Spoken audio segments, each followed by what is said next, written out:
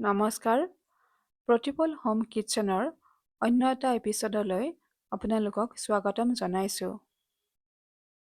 আমি ভিন্ন সময়ত তিলৰ বেলেগ বেলেগ ৰেচিপি বনাওঁ। তাৰ ভিতৰত তিলৰ বৰফি অন্যতম। তিলৰ বৰফি খাবলৈও সোৱাদযুক্ত হয়। সেয়েহে আজি ভাবিলোঁ তিলৰ বৰফিৰ ৰেচিপি এটাই আপোনালোকৰ মাজলৈ আগবঢ়াওঁ বুলি। ইয়াৰ বাবে আমি প্ৰথমতে এটা কেৰাহী বাৰ্ণাৰত উঠাই দিছোঁ। কেৰাহীটো যেতিয়া গৰম হৈ আহিছে তেতিয়া তাত গাখীৰ দিছোঁ। গাখীৰৰ পৰিমাণ ইয়াতে ডাঙৰ কাপেৰে একাপ ব্যৱহাৰ কৰা হৈছে। এই গাখীৰখিনি আমি উতলিবলৈ দিছোঁ।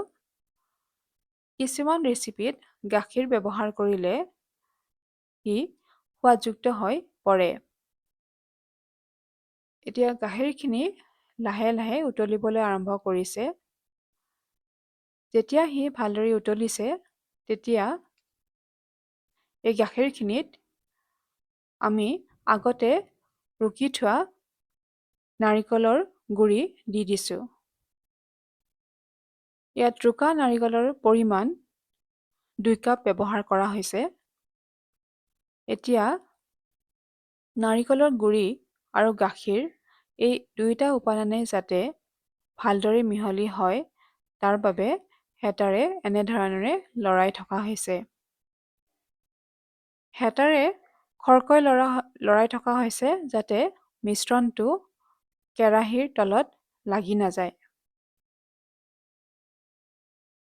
এতিয়া এনেধৰণেৰে লৰাই থাকোঁতে কিছু সময়ৰ পিছত মিশ্ৰণটো অলপ অলপকৈ সি ডাঠ হৈ আহিব। এতিয়া দেখিছে উতলিছে। উতলি অহাৰ পিছত আমি ইয়াতে চেনি দিছোঁ। ইয়াতে চেনিৰ পৰিমাণ আমি 1 কাপ ব্যৱহাৰ কৰিছোঁ। আপোনালোকে চেনিৰ পৰিমাণ নিজৰ প্ৰয়োজন মতে ব্যৱহাৰ কৰিব পাৰে। ইয়াতে খুব বেছিও চেনিৰ ব্যৱহাৰ কৰা হোৱা নাই, যিহেতু ইয়াতে নাৰিকল ব্যৱহাৰ কৰা হৈছিলে। সেই আন্দাজ মতেহে চেনি ব্যৱহাৰ কৰা হৈছে। এতিয়া চেনি, গাখীৰ আৰু নাৰিকল তিনিওটা উপাদানে যাতে ভালদৰে মিহলি হয় তাৰ বাবে হেতাৰে লৰাই থকা হৈছে।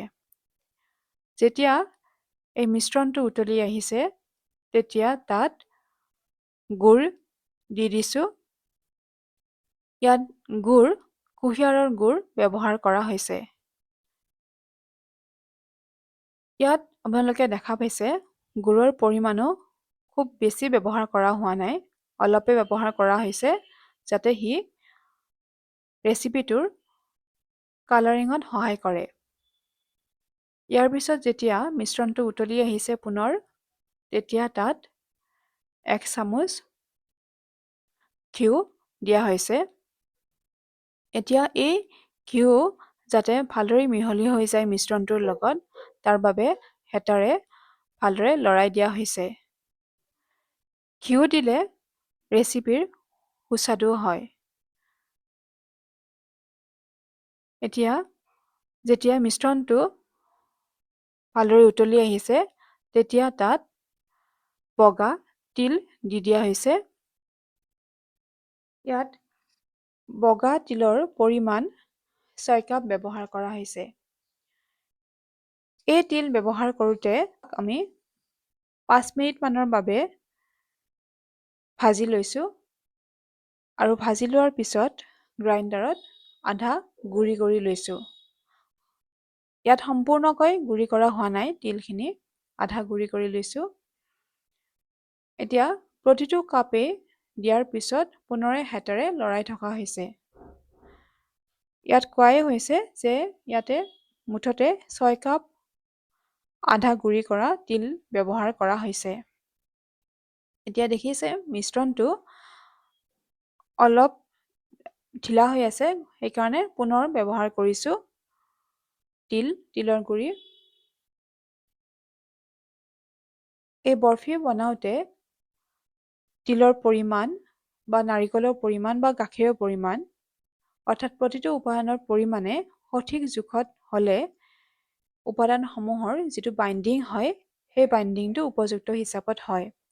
এতিয়া গোটেইখিনি উপাদান ভালদৰে মিহলি হৈ যোৱাৰ পিছত তাত ইলাচি গুড়ি দিয়া হৈছে।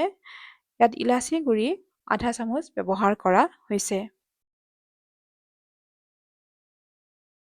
এতিয়া কিছু সময়ৰ বাবে আৰু হেতাৰে লৰাই থকা হৈছে। তাৰপিছত যেতিয়া উপযুক্ত হৈছে মিশ্ৰণটো, তেতিয়া তাত পিঠাগুড়ি ব্যৱহাৰ কৰা হৈছে। ইয়াত পিঠাগুড়িৰ পৰিমাণ 1 কাপ ব্যৱহাৰ কৰা হৈছে। এই পিঠাগুড়িখিনিও আমি ভজা পিঠাগুড়ি ব্যৱহাৰ কৰিছোঁ। এতিয়া এই পিঠাগুড়িখিনি যাতে মিশ্ৰণটোৰ লগত ভালদৰে মিহলি হৈ যায়, তাৰ বাবে হেতাৰে পুনৰাই ভালদৰে এনেধৰণে লৰাই থকা হৈছে। এই মিশ্ৰণটোত পিঠাগুড়িৰ উপৰিও আমি ব্যৱহাৰ কৰিছিলোঁ গাখীৰ, নাৰিকল, গুড়, চেনি, ঘি আৰু লগতে আধা গুড়ি কৰি থোৱা তিল আৰু ইলাচি গুড়ি। এতিয়া এনেধৰণেৰে লৰাই থকা হোৱাৰ পিছত কিছু সময়ৰ পিছত উপযুক্ত হিচাপত ভজা হৈ গৈছে। তাৰপিছত আমি এখন থাল লৈছোঁ আৰু থালখনত আমি ঘিৰে থালখন ভালদৰে ঘি দি লৈছোঁ। এতিয়া এই মিশ্ৰণখিনি গোটেইখিনি থালখনত দি লৈছোঁ আৰু এনেধৰণেৰে এটা ডাঙৰ বাতিটোৰ তলুৱাৰে আমি হেঁচি হেঁচি তাক সমান কৰি লৈছোঁ। এতিয়া নিজৰ আন্দাজ অনুযায়ী বৰফি আকাৰত এনেধৰণেৰে কাটি লোৱা হৈছে। বৰফিৰ আকাৰ আপোনালোকে নিজৰ মতে কৰি ল'ব পাৰে। এই বৰফি খাবলৈ বহুত সোৱাদযুক্ত হয়। দেখিছে, যিহেতু ইয়াত থালখনত আমি ঘিৰ প্ৰলেপ দি লৈছিলোঁ, গতিকে তাৰ পৰা কাটি লোৱাৰ পিছত বৰফিখিনি উঠি অহাত সহায়ক হৈছে। ভাঙি যোৱা নাই, বৰফি দেখা পাইছে ধুনীয়াকৈ উঠি আহিছে।